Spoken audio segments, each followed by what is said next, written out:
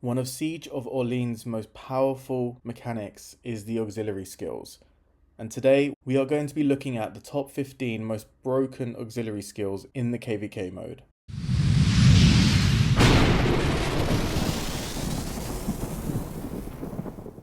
Hey everyone, it's Akina back with another Rise of Kingdoms video. If you are new to the channel, please consider subscribing, and also if you are enjoying the content, like the video to show your support. I've also got a brand new Discord that has recently launched, so make sure you've joined it if you haven't already. The link is in the description and on my YouTube account. But diving straight in, today we're going to be looking at the top 15 most broken auxiliary skills in the Siege of Orleans KVK mode. These aren't going to be ranked from 15 to 1. These are just what I believe are the strongest 15 skills that you can equip to your commanders throughout the Orleans KVK. For those that don't know much about Orleans, auxiliary skills are skills from commanders that you already own, either in their second, third, or fourth skill slot. So taking Huo, you can see this is the second slot, the third slot, and the fourth slot. And these are essentially extra skills that you can put onto your commanders to make them stronger. Auxiliary skills are also really interesting because as you progress through KVK, different auxiliary skills become available to you. At the beginning, you are limited to only few. So taking a look at the screen, and bear in mind, this is not the same for every single Orleans KVK. This is specific to the one that I'm currently in. So the 2377 versus 960 KVK, this is what is available from the start. So you can see it's generally only your gold key commanders, including Hannibal, including Minamoto, and then you also have a few extras. So Genghis Khan, Richard, YSG, they are not gold key commanders, but they are also available at the beginning. Moving throughout the KVK, as you go through and progress through the timeline, you get more unlocked. In our KVK, we have Chandragupta, Zenobia, Constantine, Wu Zetian, Alex, Tomyris, Edward, and Saladin that become unlocked in the next release of these auxiliary skills. And if I'm not mistaken, I'm pretty sure that's around 4 days before Pass 5 will open. And then finally, a few days before Kingsland opens, you get access to all of the auxiliary skills that are available in the game mode. However, it's important to note, this is only up to the release of Boudica Prime and Henry. Those two are the latest commander's skills that are available as auxiliary skills. Anything after Boudica Prime is not possible to use as an auxiliary skill. So that's a brief intro for those that aren't as familiar with auxiliary skills, but we are going to dive in and take a look at what are the most powerful auxiliary skills that you can have in the Orleans game mode. So let's start off. We're going to focus on the second slot only for now. So we are going to start off with Pyrrhus, and Pyrrhus's second skill. This commander's infantry units gain 10% health. Now, straight away, health is exactly the stat that infantry commanders need. Their kit is loaded with defense, so adding health to them is a huge win. 15% march speed, again, huge for infantry. Generally, they are quite slow commanders, so they need to have march speed boosts. But then, as if that wasn't enough, while outside of Alliance territory, their troops deal 20% more normal damage. And this got more powerful as Smite got released. Putting this on a commander like Luce or on William Wallace, that suddenly becomes, instead of a normal damage boost, an all damage boost.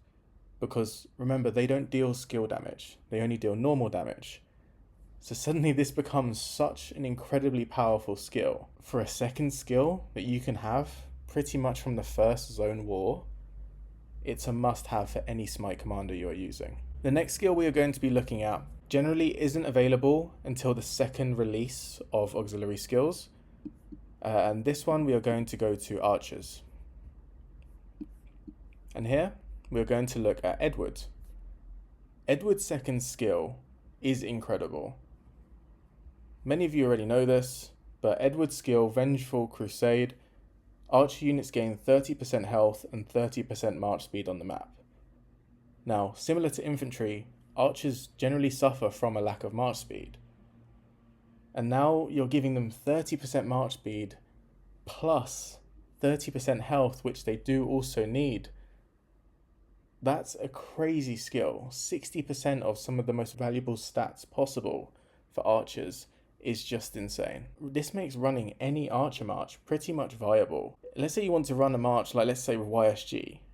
Generally, one of the biggest downfalls of YSG is its lack of march speed. But because you now have 30% march speed bonus, that's a big win. We are going to stay with archers, and we are going to move to Thothmos. Thothmos is another gold key commander that got released as part of a civilization release, just like Pyrrhus, and his 5th skill is kind of similar as well to Pyrrhus's, not as strong, but still great. This commander's archer units gain 15% attack. Attack is nice for archers, but not as valuable as health. 10% march speed, which is invaluable, and then 15% damage outside of Alliance territory. Now, this isn't just normal damage, this is all damage. So all of the skills launched by your archer march will be benefiting from 15% more damage. If you're running 2 archer marches and you have both Edward and Thothmos available, it's honestly a no-brainer. You definitely have to be using these 2 skills. Moving back to infantry, we have Richard I's skill. So Richard's skill, Chivalry. This commander deals 10% more counterattack damage and takes 15% less damage. That 15% is from all sources. So all smite damage, all combo damage, all skill damage, everything is reduced by 15%. When you put this on a rally or a garrison in particular, and you benefit from that 10% counterattack damage, which when you consider the meta for Orleans is swarming, because of your auxiliary skills and how powerful each march that you have is, this skill is incredible. Not only are you giving your garrison more of a chance to survive, or your rally more of a chance to survive, you're also dealing more damage to anyone that's trying to swarm you. It's a double benefit and 2 perfect skills for a garrison.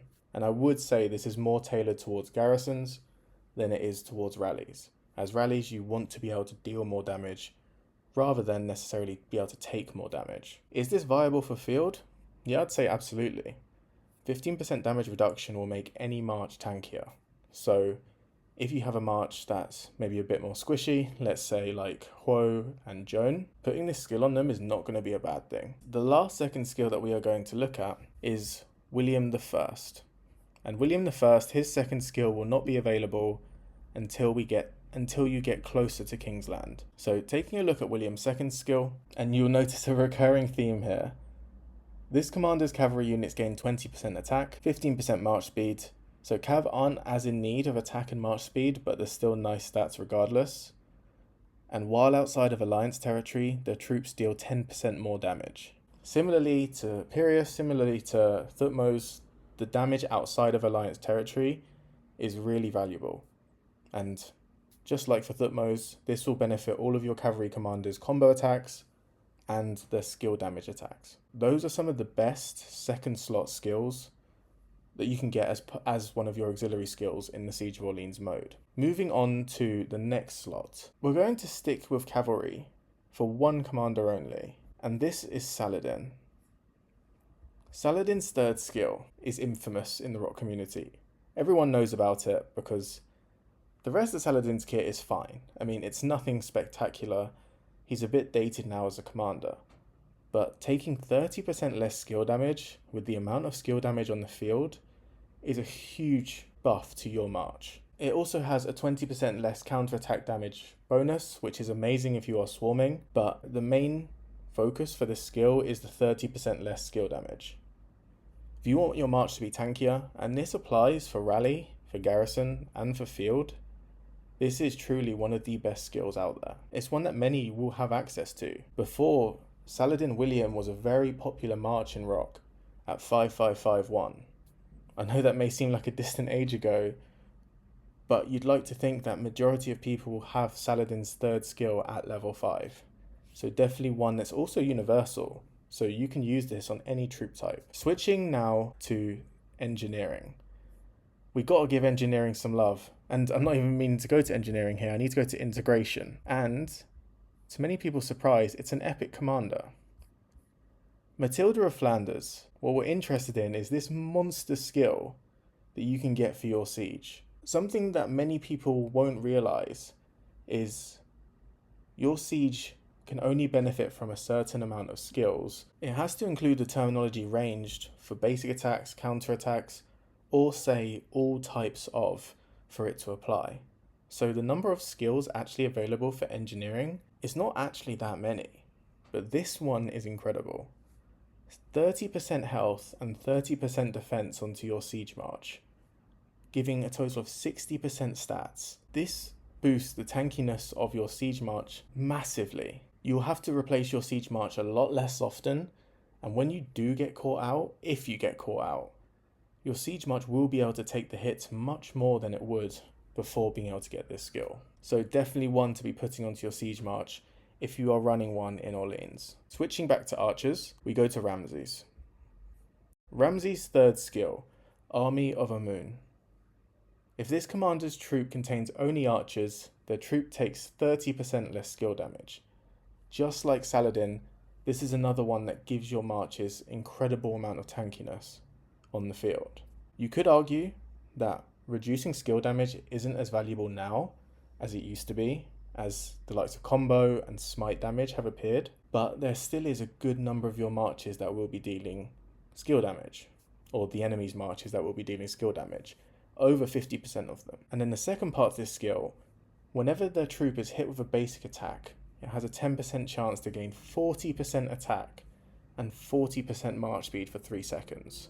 Not only will you be hitting much harder, you also potentially have a greater chance of escaping when you're in a murder ball. If your march is being slowed when you've been hit, gaining 40% march speed for 3 seconds increases the likelihood that you're actually able to get away from that hit. Paired with the 30% less skill damage, they go hand in hand, making it a really strong third skill. The final third skill we are going to look at is Alex's. So back to infantry, and Alex has 3 incredible skills. We're going to focus on his second one a little bit later, but for now his third skill, 30% march speed, which for infantry is incredible. And one that should get a notable mention actually, that isn't included in the top 15, but is great, is Charles Martel's second skill.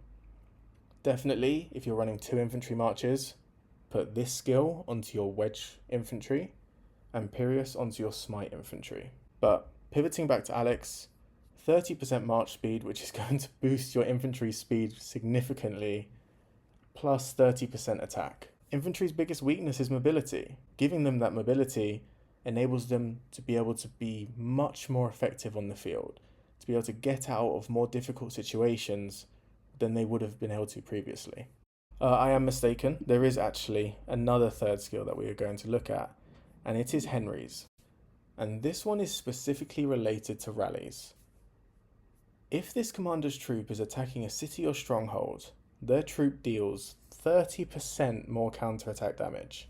This is incredible by itself.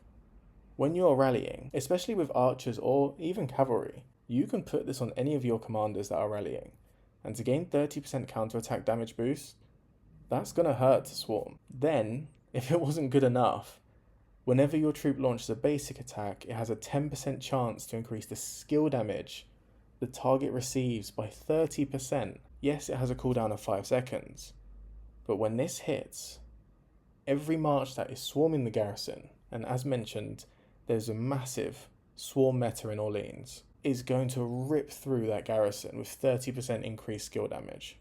That's from all skill damage sources. In my opinion, it is the strongest third skill out of any auxiliary for a rally. It's super, super powerful. Moving now to the fourth skill. And the fourth skill for Orleans is only available closer to Kingsland. And there is a reason why. Some fourth skills in the game are absolutely busted. Take Tomyris as our first example. Her fifth skill, which used to be the bane of many players' lives when playing against her, and when also the one troop debuff was a thing. Now it's not, thankfully, but whenever this troop launches a basic attack, it has a 100% chance to inflict poison on the target that can stack up to 15 times. Each stack increases the skill damage the target takes by 3%. That stacks up to a potential 45% skill damage increase taken. If you have this on your field marches and you are swarming a structure, every basic attack is going to stack on top of one another from all the marches that have this skill on. That garrison is just going to get shredded. And when you think about the potential with combo, and we will cover this a little bit later, you can get potentially 5 basic attacks in one turn if you are lucky, which then just drops 5 stacks instantly. Probably the most powerful 4th skill to begin with, Tomyris' 4th. Moving now to 2 skill damage beasts, and we are sticking with archers. You can see archers have some really quality skills. Now this one, well known by many, doesn't take much explanation. This commander's troop deal 50% more skill damage. To this day, this skill is still incredibly powerful. Despite YSG being released, like 4 or 5 years ago, skill damage bonus of 50% is incredible, and an absolute must for any Orleans March going into Kingsland. And I thought a lot less people will be running YSG versus Nevsky on the field, but if you're having your doubts about Nevsky on the field, which some are, you can just bench him and use his 4th skill, and your march is going to be disgustingly strong. 25% more skill damage when you have only Cav. Plus, whenever your troop uses an active skill, it then gains an extra 35% bonus to skill damage for 4 seconds, meaning your secondary skill is going to have 60% more skill damage. That's 10% more than the YSG one. Yes, the YSG skill covers both primary and secondary skills, so overall is better. But that secondary skill you're going to have will be insane. Let's say you're running Hoyo Arthur and you put this on them. Now I know it's going to have plenty of skill damage anyway, but with this on top, man, field marches are just going to get slaughtered. Moving now to another epic commander, and I think many are familiar with this skill also, but this is epic Joan of Arc. Her 4th skill, 25% more normal damage, is crazy. This just becomes a 25% all damage boost to smite damage. So let's say you have this and you have the Pyrrhus 2nd skill. That's a 45% all damage boost to smite outside of territory. Suddenly your smite is going to be hitting like a truck every single time you fight on the field. Joan of Arc skill, phenomenal, and also for garrisoning. Normal attack damage also increases counter-attack damage. So getting swarmed, well, either as a rally or a garrison, you'll be significantly more damaging to the swarmers with this skill on. And it's not conditional, you just have this permanently, which is great. Shifting now to Leonidas and Leo's 4th skill. So you can see, I don't have all of these skills available on my account. One of the great things about auxiliary skills is there's a different combination for each player, and you need to work out what's best for you based on what you have available. I personally wouldn't recommend investing in a skill using your universal sculptures just for the mode. Of course, it can be immensely powerful, but expertising a commander that can be used in all modes throughout Rise of Kingdoms is definitely better value than expertising one just, or increasing the level of a skill just for Orleans. But this 4th skill, if this commander's troop is on the map, whenever it launches a basic attack, it has a 25% chance to gain a 10% damage boost for 5 seconds. This can stack up to 4 times, and its duration resets whenever it gains another stack. Stacking up to 4 times means 40% all damage, and with a 25% chance to gain, that's pretty high. For combo commanders especially, so let's say Arthur, or eventually Subutai when he comes out, that with the butterfly effect, that becomes a 45% chance to boost or to gain a stack. So you're going to be getting 40% right off the bat, and there's no cooldown between when you get stacks. So this skill is so powerful when used correctly with the right pairing. And I know we've covered 15 now, but I did want to cover Pakal's 4th skill. Pakal's 4th skill is the main reason why this commander is so difficult to swarm.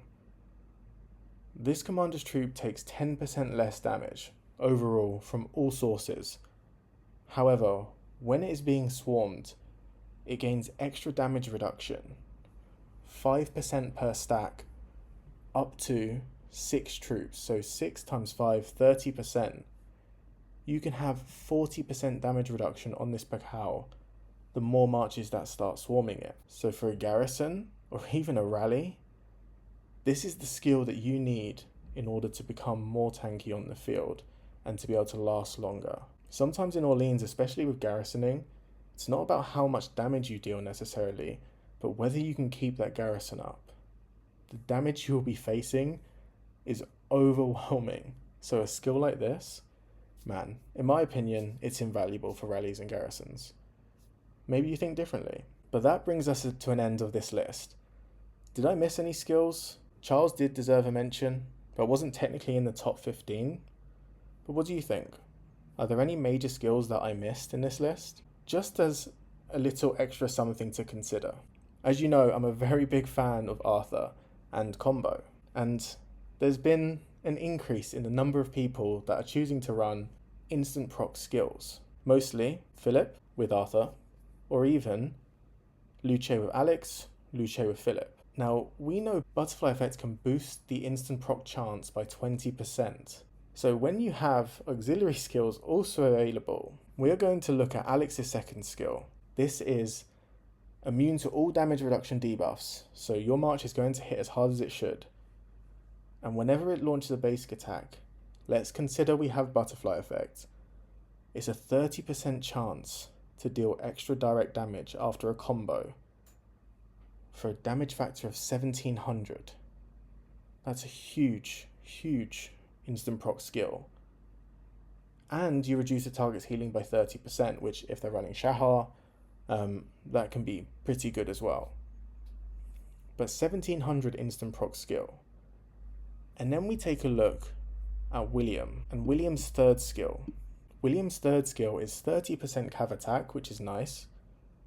And whenever you launch a basic attack, let's say 30% again, 30% chance to deal an instant proc damage of 1000. If the target is surrounded, which it most likely will be if you're running it on the field, that becomes 1500 direct damage. So suddenly you have a 1700 instant proc and a 1500 instant proc. And let's say you're running him with Philip, which unfortunately I don't have available. It's a 10% chance to deal an AoE of 3, an AoE to 3 targets of 800 damage, and you're reducing their rage. Suddenly this becomes crazy instant proc. We've seen Arthur deal 5-6 basic attacks in a single turn. Now imagine if all of those instant procs go off at the same time as a result of a combo effect and the butterfly effect combining. That's a true combo that can just melt any march. And then for the fourth skill, I mean, you're free to choose. You can either use Tomyris' skill, as that will boost the amount of skill damage taken from that march, and also make your skill damage more powerful. Arthur's not dealing it, but you'll have Alex's, Philip's, and William's skill all benefiting from this. Or, like we've just looked at, you could also choose Leonidas' skill. Leo's fourth, you'll be getting these stacks super fast, and that 40% damage boost is going to benefit Arthur's combo as well. Do you think this combo march is the most powerful one that you could have in Rise of Kingdoms with these auxiliary skills? I mean, when you think about it and all of the instant procs that could be going off, and none of them have a significant cooldown, to me it feels like it's going to be crazy. And I may even expertise Philip just to be able to use this in my KVK coming up. But yeah, there you have it. Some of the best auxiliary skills in Rise of Kingdoms. Plus, potentially one of the most broken marches possible with Arthur, Philip, and the different auxiliary pairings. So I hope you enjoyed the content. Let me know your thoughts in the comment section below. If you did enjoy it, please do like the video and consider subscribing to the channel. And don't forget to also join the Discord with the link in the description or on the channel. I appreciate all of you for checking out the video. I'll catch you all in the next one.